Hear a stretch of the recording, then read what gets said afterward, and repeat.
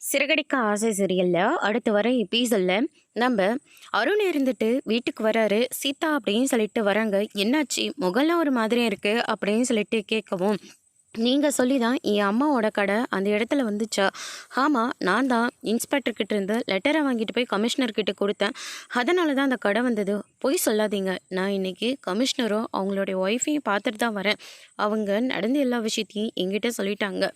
மாமா தான் அவங்க கிட்ட ரிஸ்க் எடுத்து அம்மாவோட கடையை அந்த இடத்துல திரும்ப வச்சதுக்கு காரணமே மாமா மட்டும்தான் அப்படின்ற மாதிரி சொல்கிறாங்க.